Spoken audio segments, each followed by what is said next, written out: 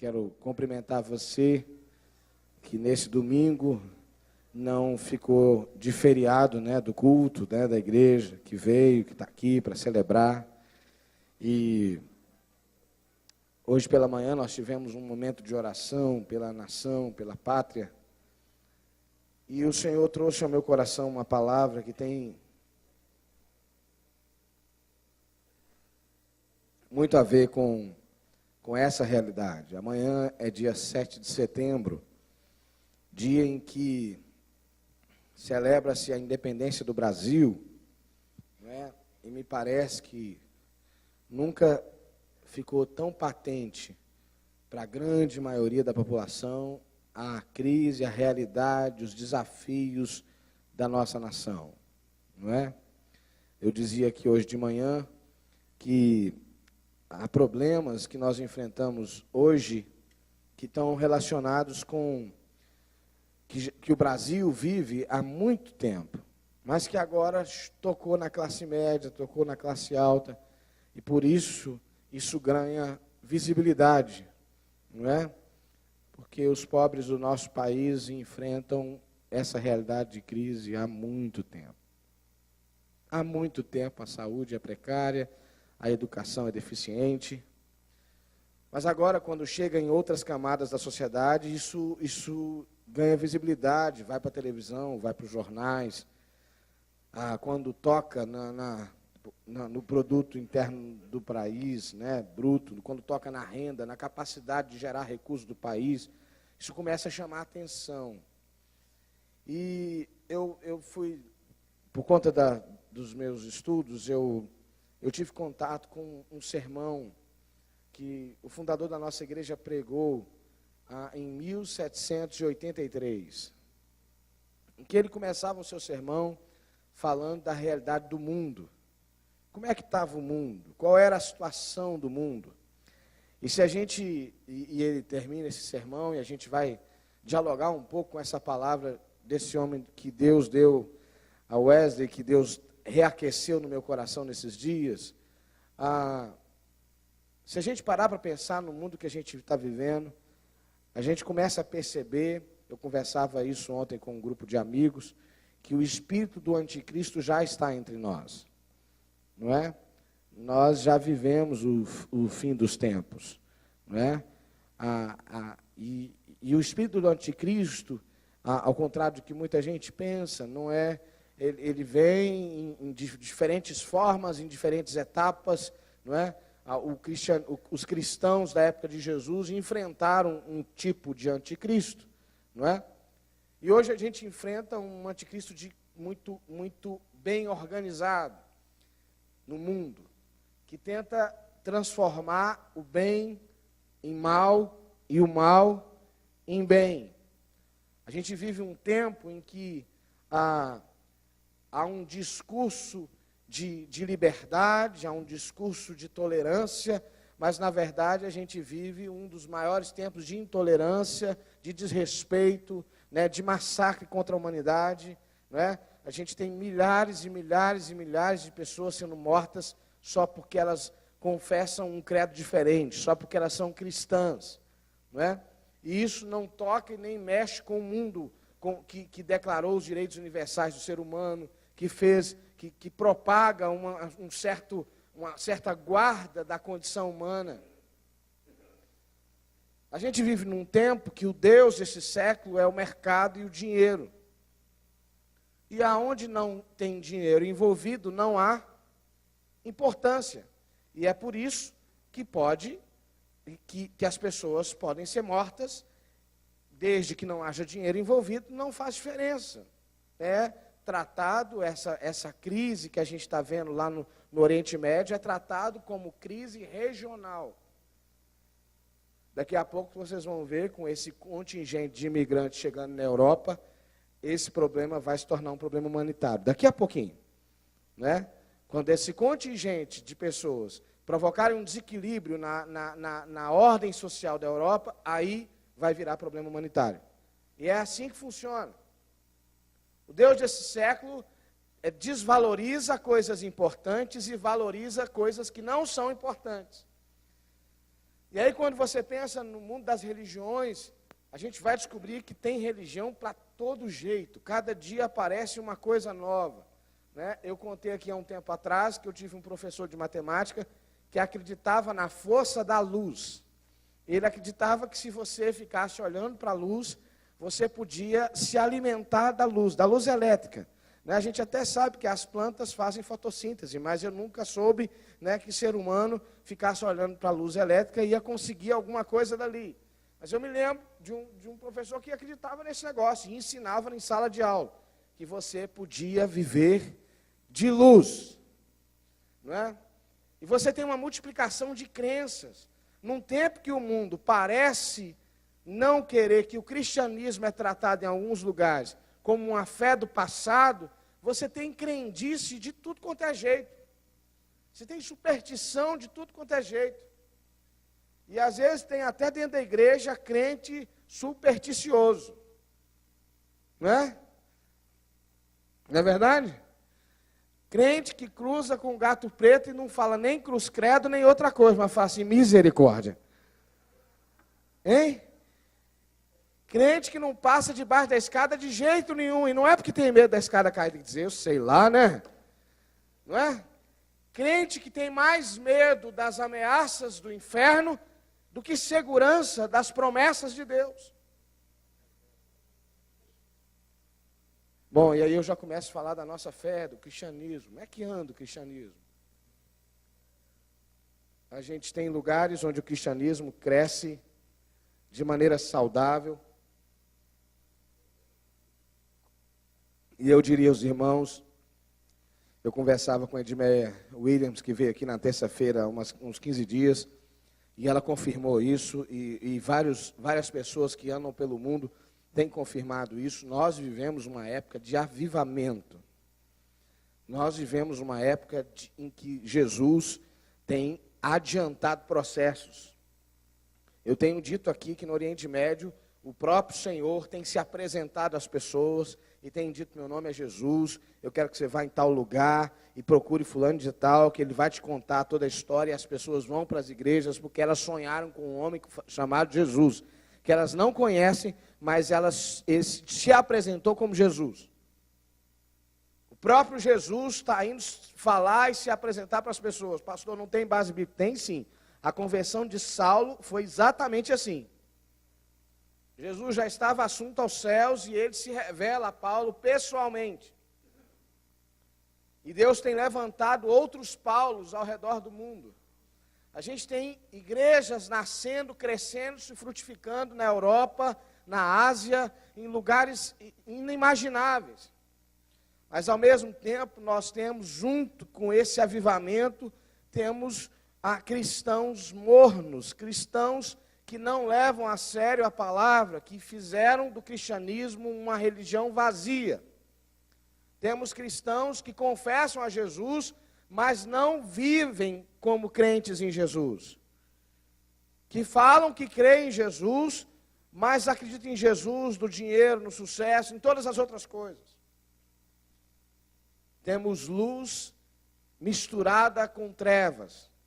Temos ajuntamento solene, como diz Isaías, culto de louvor a Deus misturado com perversão, misturado com desobediência, com pecado instituído e instalado.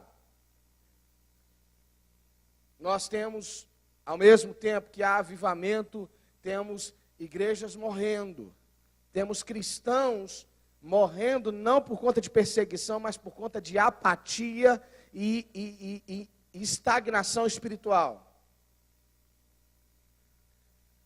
A gente vive um tempo, irmãos, de tomada de decisão. E eu falei do sermão de Wesley, e ele faz uma pergunta: e como é que Deus fica diante dessa situação? Será que Deus está prestando atenção nessa convulsão toda, nessa ebulição, nesse monte de movimentos que acontecem ao redor do mundo? Será que Deus está olhando para essa realidade? Será que Deus se preocupa com essa realidade? Será que Deus está preocupado com você que está enfrentando um momento difícil na tua casa, na tua família? Será que Deus está preocupado com o número de famílias que está padecendo porque tem gente roubando o dinheiro delas. Como é que Deus se posiciona em relação à história e ao tempo que nós vivemos? Eu quero te dizer que Deus está interessado, preocupado e tem resposta para esse tempo. Amém, irmãos? Fala com o teu irmão assim, Deus está de olho na sua história. Fala para ele. Deus está de olho na sua história, Deus está de olho em você. E mais do que isso, Deus não somente está de olho na história, mas Deus está nos chamando a mudar a história. Quantos creem nisso aqui? Eu quero Deus é maravilhoso, né? Deus é tremendo. Porque Deus me deu uma palavra hoje que tem muito a ver com você, que já confessa Jesus, e as pessoas já aceitaram Jesus no louvor, não é? Então, eu posso ficar à vontade. Então, segura aí, crente. Fala com o teu irmão aí. Segura aí, crente. Segura aí, né? Eu quero te convidar, então, a abrir a tua Bíblia em Isaías, capítulo 11. Isaías capítulo 11, a partir do versículo 1. Isaías capítulo 11, a partir do versículo 1. Se você pudesse colocar em pé, nós vamos ler juntos essa palavra.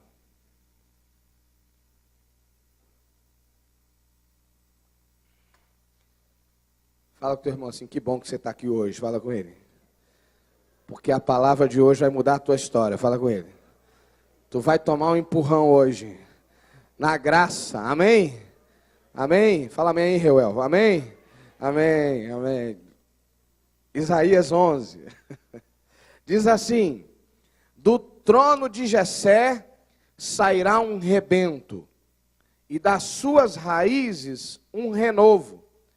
Repousará sobre ele o Espírito do Senhor, o Espírito da sabedoria e de entendimento, o Espírito de conselho e de fortaleza, o Espírito do conhecimento e do temor do Senhor.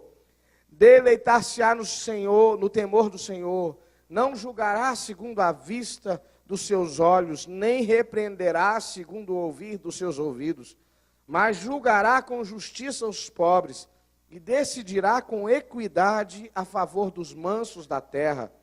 Ferirá a terra com a vara de sua boca, e com o sopro dos seus lábios matará o perverso. A justiça será o cinto dos teus lombos, e a fidelidade o cinto dos seus rins.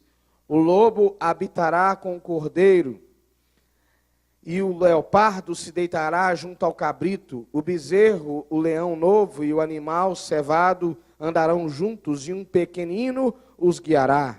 A vaca e a ursa pastarão juntas, e as suas crias juntas se deitarão.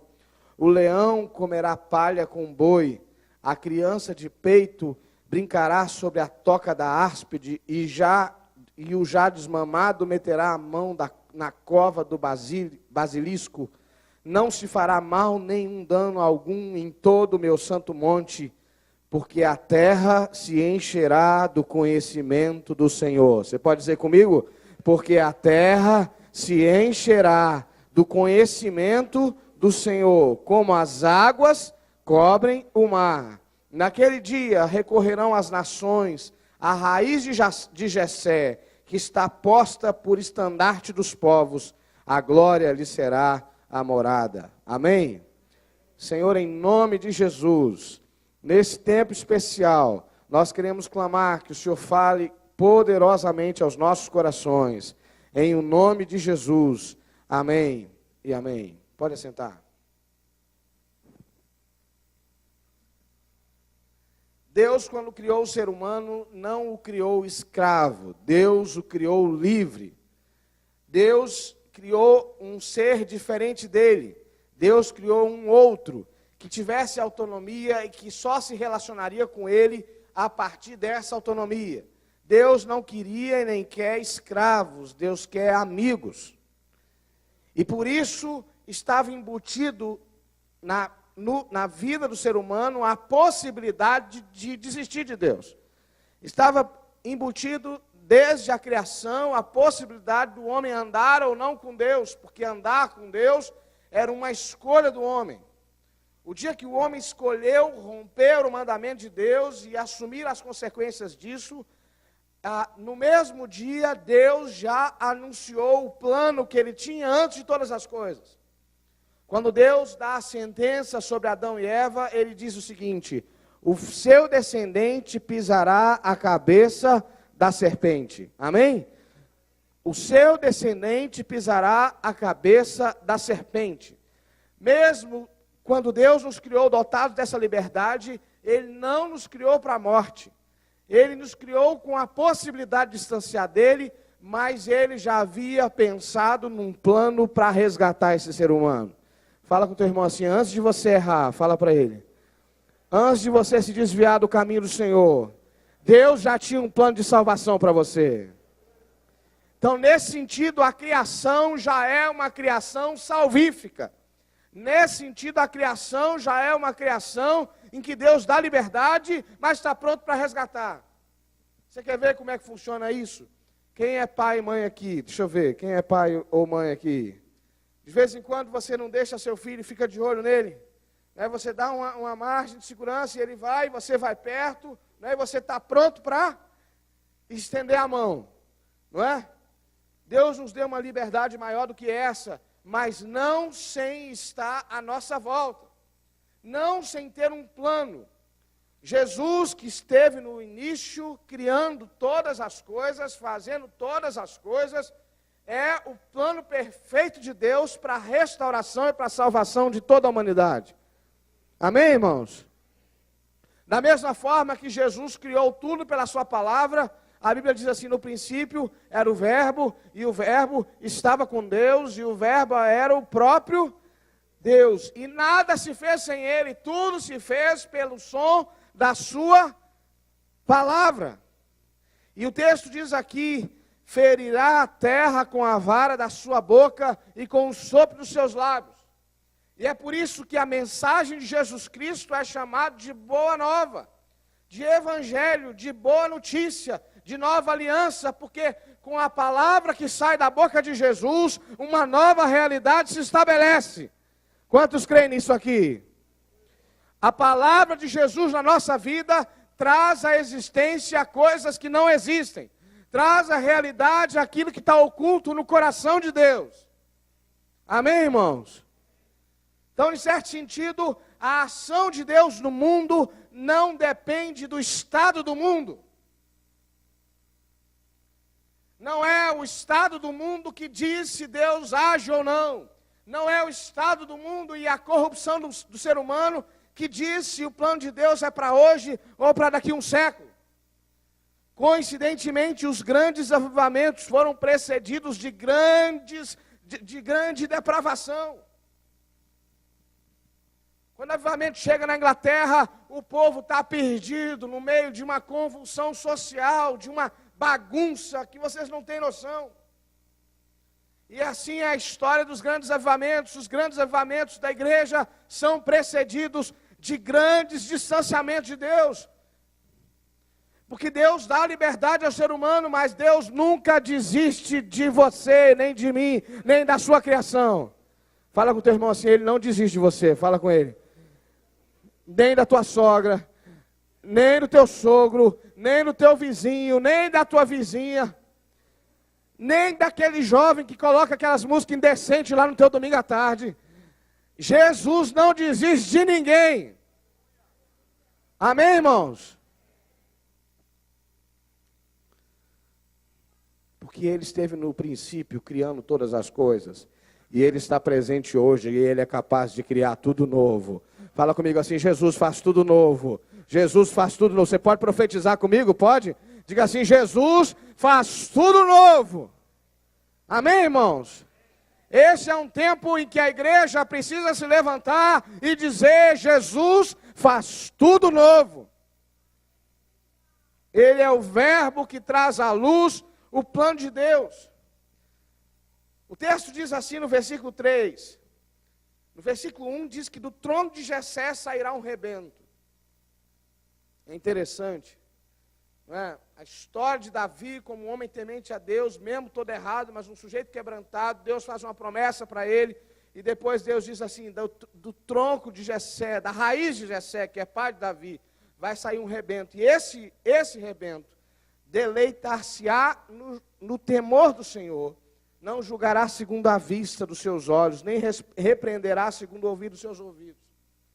Em outras palavras, Isaías está dizendo assim, o servo do Senhor, o rebento do Senhor, e a gente sabe que ele está falando de Jesus, é homem pleno. Ele é Deus, mas ele é ao mesmo tempo homem pleno, que vem para dizer para mim e para você que é possível viver uma vida diferente nessa terra. Que é possível experimentar o céu na terra. Ele é homem pleno, ele é homem cheio de Deus. Deus quer que você, meu irmão, eu e você, sejamos pessoas cheias de Deus. Quantos querem ser cheios de Deus aqui? Quantos querem viver a plenitude de Deus nas suas vidas? Amém? A gente só consegue isso na medida que a gente se rende a esse propósito de Deus. Que a gente entende que Deus não desistiu da gente, que Deus tem um plano perfeito, sonhado, elaborado, desde a fundação dos tempos. Essa semana eu vi uma pessoa numa situação degradante aqui nas ruas da nossa cidade. De alguma maneira Deus me tocou para chegar até aquela pessoa. E eu pude oferecer alguma coisa para aquela pessoa, mas dizer para ela o seguinte. Eu disse para ele assim, Deus não desistiu do sonho que Ele tem para a sua vida. Às vezes a gente chega numa condição da vida da gente, num lugar na vida da gente, que a gente acha assim, nem Deus está lembrando de mim. Já tem gente começando a incentivar que a gente não pare de sonhar com o Brasil, porque há uma debandagem geral. Há um número de pessoas que pensam em deixar o país e abandonar o país, porque não conseguem perceber perspectiva de mudança. Então quem consegue e tem essa opção, está pensando em sair daqui, porque não consegue enxergar a perspectiva de mudança. Às vezes a gente olha para o estado de pecado que está na nossa cidade, está no nosso país, e a gente começa a pensar, não tem jeito. Mas tem jeito, porque Deus não desistiu. Deus tem um plano perfeito, sonhado desde a fundação dos tempos. E eu e você temos que começar a enxergar o sonho de Deus para essa cidade. Eu e você temos que começar a enxergar o sonho de Deus para a sua casa. Eu respeito todas as religiões, mas eu fico muito triste quando eu, conhecendo a fé e professando a fé que a gente confessa, quando a gente vê o ser humano escravizado, oferecendo sacrifícios vazios nas esquinas, nas ruas, nos vales. A luz do Senhor quer chegar nessa cidade, a luz do Senhor quer brilhar sobre as trevas desse lugar e sobre as trevas do nosso país. E esse Deus que tem um plano perfeito é poderoso para trazer a justiça, para trazer a restauração, para trazer a novidade de vida para a minha vida, para a sua casa, para a sua família, para a nossa cidade, para o nosso país. Olha o que diz os versículos 4, diz assim, julgará com justiça os pobres e decidirá com equidade a favor dos mansos da terra. O versículo 5 diz, a justiça será o cinto dos seus lombos e a fidelidade o cinto dos seus rins. O lobo habitará com o cordeiro e o leopardo se deitará junto ao cabrito, o bezerro, o leão novo e o animal cevado andarão juntos e um pequenino os guiará.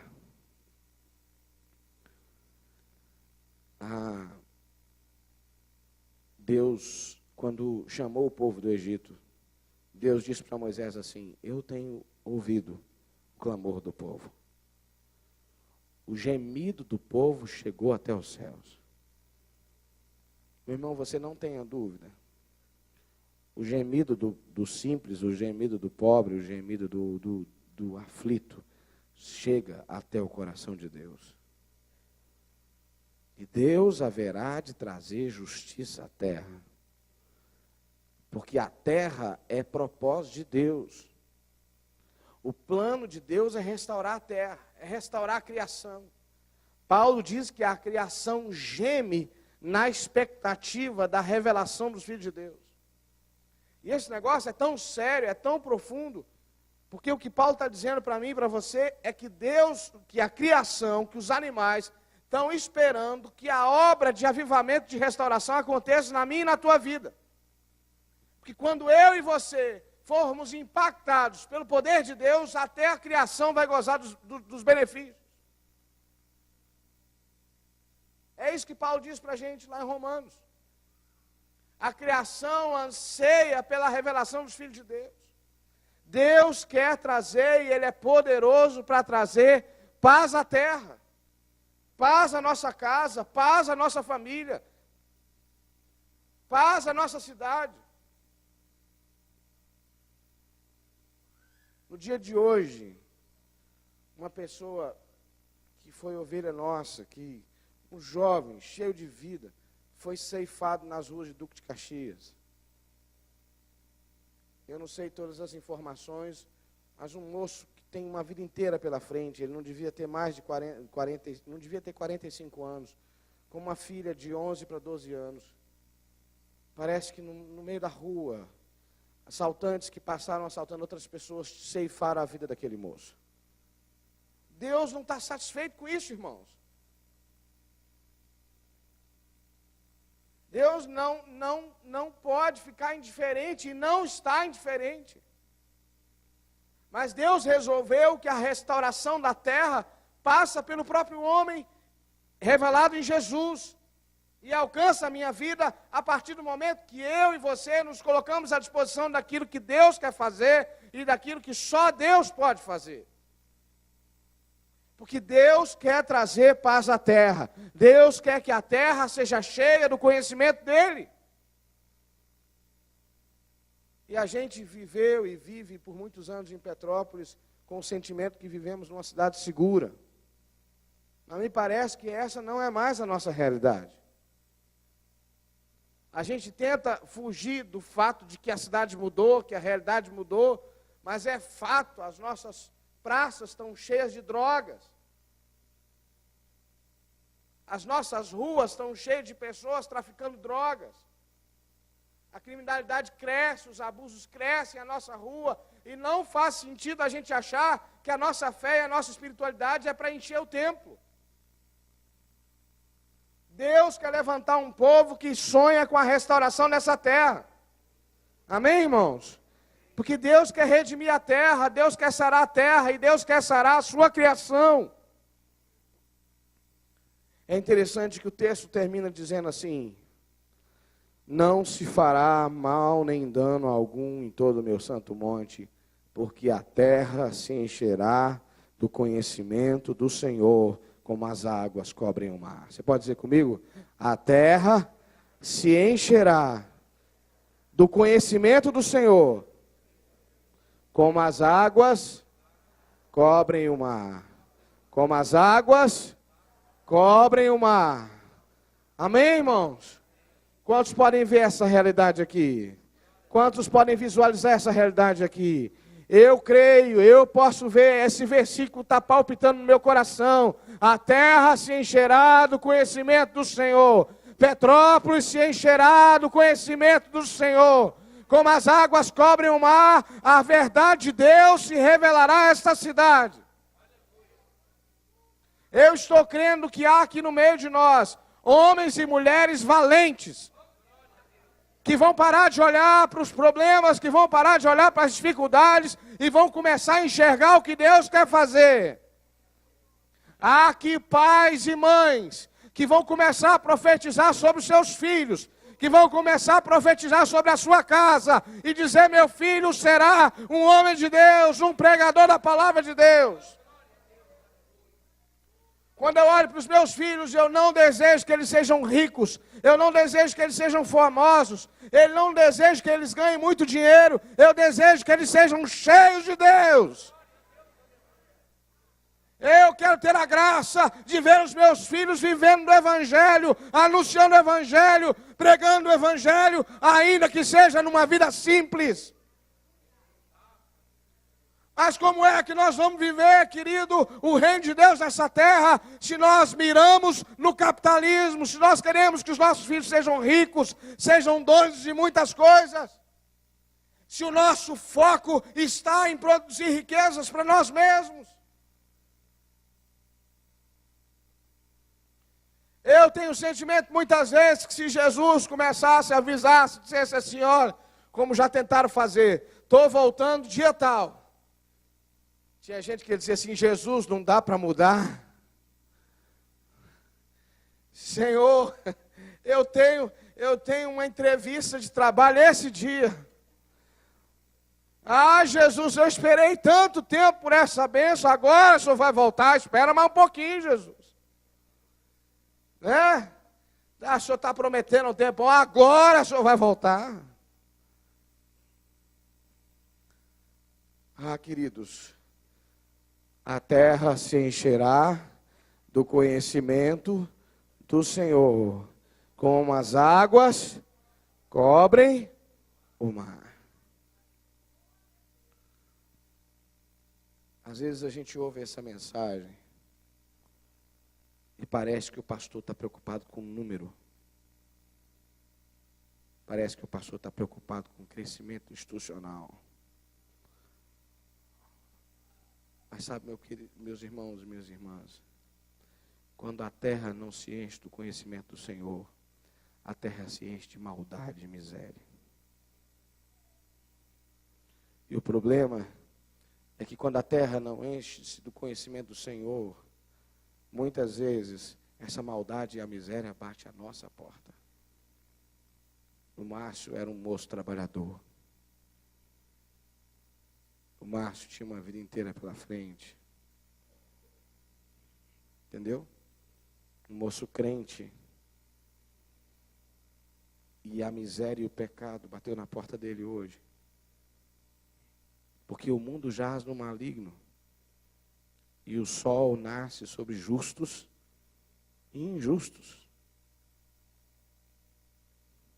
Quando eu e você nos acovardamos e nos aquartelamos dentro dos templos e ficamos felizes de sentir a presença de Deus aqui e não deixamos que Deus nos leve lá, infelizmente, a consequência da nossa escolha errada é que se a terra não se enche do conhecimento do Senhor, a terra se enche das trevas e do pecado e da morte.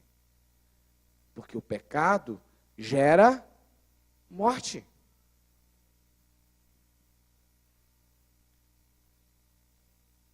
Houve gente que pregou o evangelho, herdeiros da obra missionária de Paulo, que deu paz à Europa durante muitos anos. Séculos. A Europa viveu de uma relativa tranquilidade por séculos, mas foi a igreja se esfriar, a igreja perder a sua vitalidade e as trevas começaram a encher. Eu queria compartilhar com você um pouco. Eu vou te pedir que você tenha um pouco de paciência, mas eu senti no coração de compartilhar um pouco dessa palavra que Deus deu a Wesley lá em 1783. O nome do sermão é a expansão geral do Evangelho. É longo, não dá para eu ler para vocês. Mas ele diz assim, numa parte do seu sermão. Vamos observar o que Deus já tem feito. Há 50 ou 60 anos atrás, Deus levantou alguns jovens na Universidade de Oxford para testificar essas grandes verdades, que eram então pouco observadas, que sem santidade ninguém verá o Senhor, que essa santidade é obra de Deus e que opera em nós tanto querer quanto realizar, que Ele faz isso por sua própria boa vontade, meramente pelos méritos de Cristo, que esta santidade é a mente que houve em Cristo, capacitando-nos a andar assim como Ele também andou. De Oxford, onde primeiro apareceu, a pequena levedura se espalhou mais e mais amplamente. Mais e mais viu a verdade como ela está em Jesus, e a receber o seu amor, mais e mais encontrou redenção pelo sangue. Mais tarde se espalhou para todas as partes da terra, e o que era pequeno transformou-se em milhares. Espalhou-se então para o norte da Grã-Bretanha, Irlanda, e poucos anos depois para Nova York, Pensilvânia e muitas outras províncias da América, mesmo tão acima como Terra Nova e Nova Escócia, de modo que, embora em princípio esse grão de mostarda fosse o menor de todas as sementes, em poucos anos ela se tornou uma árvore larga e produziu grandes frutos. Wesley começa a falar do próprio movimento metodista, que nasce de um grupo pequeno de jovens, dentro da universidade. E ele diz assim, e aprove a Deus levantar esses jovens, espalhar esse evangelho para milhares. 50 anos depois, ele está dizendo, hoje nós somos milhares e milhares e milhares. E ele diz assim: nós não podemos supor que a mesma levedura da religião pura e imaculada, de conhecimento experimental e amor de Deus, de santidade interior, se espalhará mais tarde para os católicos romanos na Grã-Bretanha, Irlanda, Holanda, na Alemanha, França, Suíça e em todos os outros países. E em cada nação sob o céu podemos razoavelmente crer que Deus observará a mesma ordem que Ele tem dado desde o começo do cristianismo. Eles todos me conhecerão, diz o Senhor, não do maior para o menor. Esta é aquela sabedoria do mundo que é tolice de Deus, mas do menor para o maior.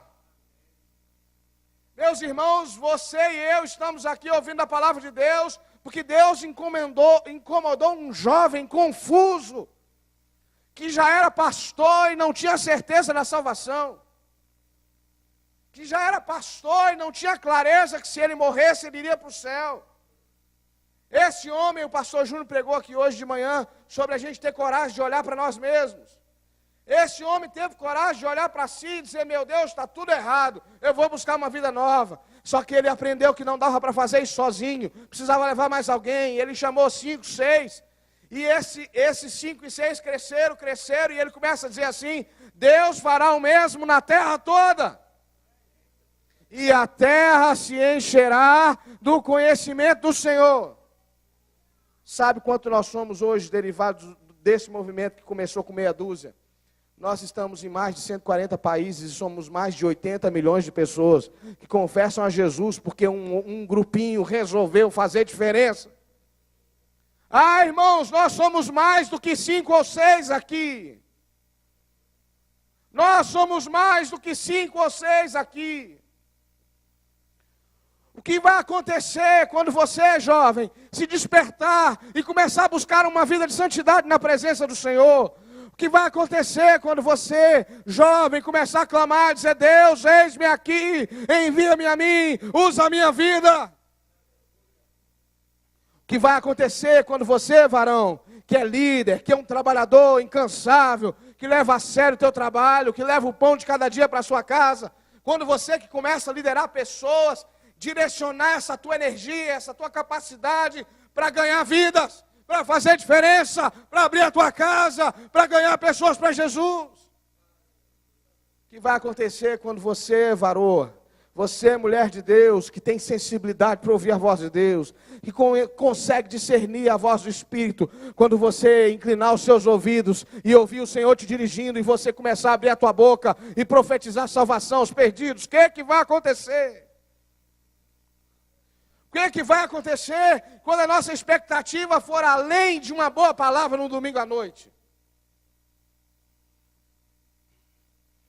Hoje o pastor estava mais ou menos.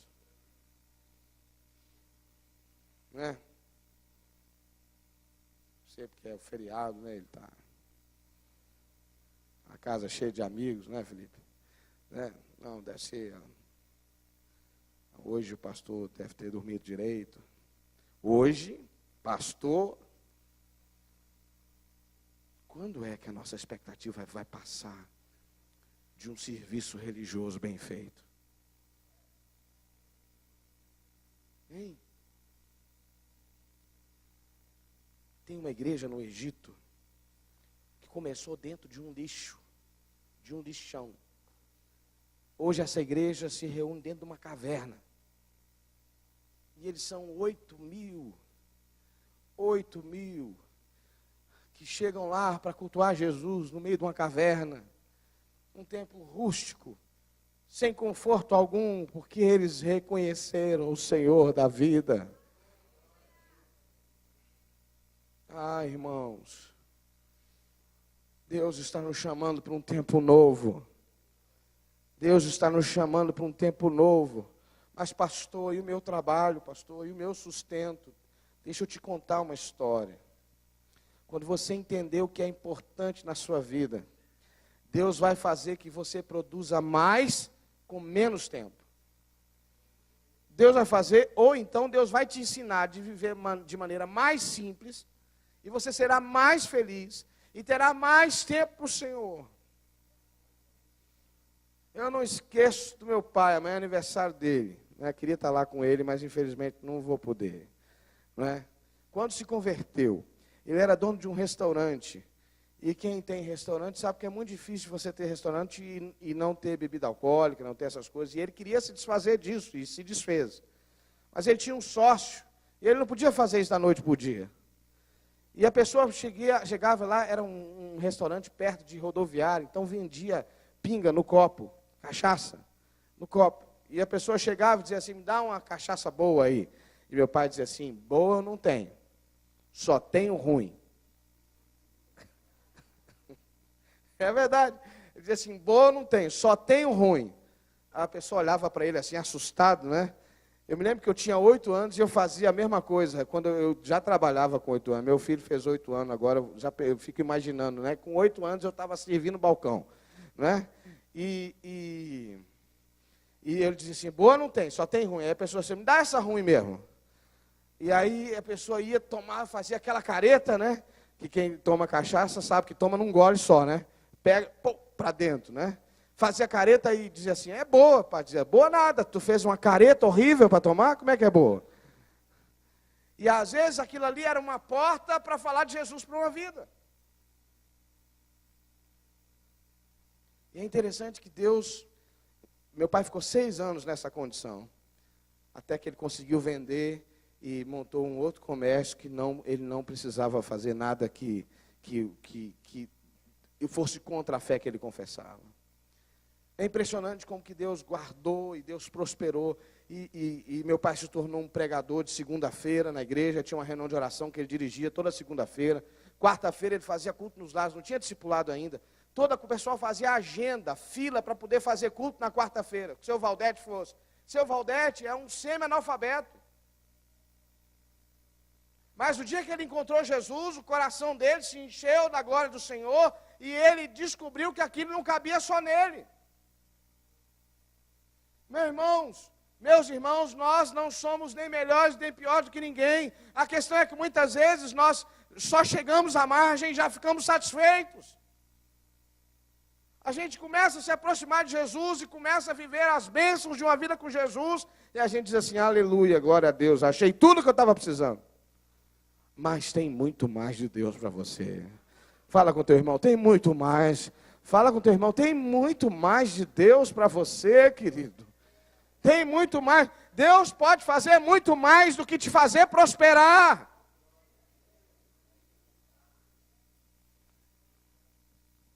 Às vezes a gente acha que a melhor coisa que pode acontecer é Deus me encher de prosperidade. Não é não. A maior prosperidade que você pode ter é nos céus, é ganhando vida para Jesus, é fazendo diferença nessa terra.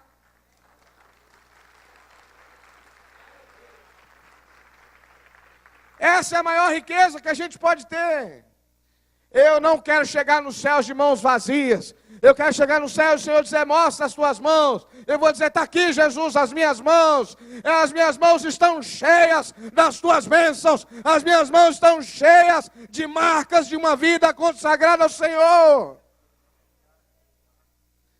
Porque a tua empresa você não leva para o céu. O teu dinheiro você não leva para o céu. O teu cheque especial vai ficar tudo aqui. E talvez alguns dizem assim, graças a Deus. Não é verdade? Ah, meu irmão, minha irmã. Há um sopro do Espírito sobre a nossa vida. Há um plano maravilhoso de Deus sobre a cidade de Petrópolis. Deus quer acender um farol aqui em cima desse monte. Deus quer quebrar. Sabe qual é o meu discernimento espiritual? Nós fomos aqui colonizados por uma corte que veio para cá e morou aqui nessa cidade. E todo mundo sabe que se a corte tem roupas finas, tem riqueza, tem ostentação, debaixo dos panos tem sujeira, tem promiscuidade, tem desonestidade. Muitas vezes, lidando com a história da cidade, eu encontro com a cultura da corte pelas nossas ruas. Cultivamos uma aparência que é tão importante para nós. Mas debaixo das sedas, das roupas, a miséria, a morte. Deus quer transformar-nos numa cidade de servos e servas. A gente precisa desistir dessa cultura imperial e assumir a cultura do reino. O reino do Senhor. É para hoje, irmãos. É para hoje. É para hoje. Você que frequenta a célula há 1 ano, há 2 anos, você acha que você está cumprindo o teu papel. Está na hora de multiplicar, está na hora de querer dar um passo novo. Você que frequenta a igreja há 30 anos, está na hora de começar a influenciar pessoas. Aonde for. Aonde for. No salão de beleza, na padaria, no banco da praça. Senta lá e fala assim: eu não sou vagabundo, nem delinquente. Eu estou cheio de Jesus e quero trazer salvação para a sua vida.